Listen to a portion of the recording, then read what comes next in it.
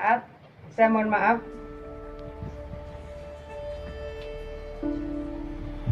kalau saya cerita jangan dianggap kemudian so elit gitu.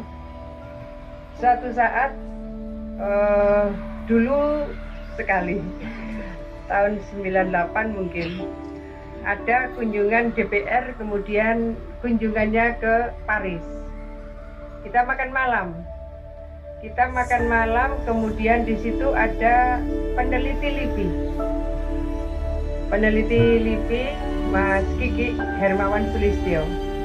Kita makan satu piring, itu sama-sama kita lihat aja karena indahnya aksesoris makanan itu. Jadi makanan kan dibentuk. Lalu kemudian kentang saja tidak sekedar dilembutkan, dibikin bulat-bulat, kemudian dikasih apa-apa, jadi indah. Hari ini anak-anak kalau makan di tempat-tempat tertentu difoto dulu makanan. Selesai dia makan, dia bisa masih menikmati indahnya makanan sebelum disantap.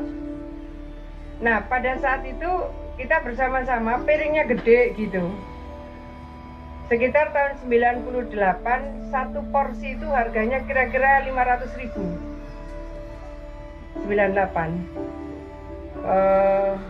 Setelah itu, ya kita lagi makan di tempat yang sama, jadi lagi menikmati mahalnya harga di tahun 98. Setelah itu kemudian pulang. Mas Kiki, Pak Hermawan Sulistyo itu pergi ke Parepare, naik kapal.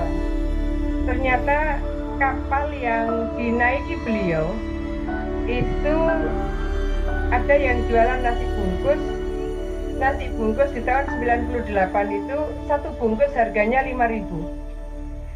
Lalu kapasitas kapal sekitar 200 orang. Beliau kemudian ber-SMS waktu itu, belum ada Android.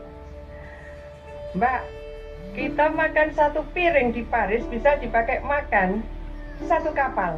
Karena satu bungkus cuma 5.000.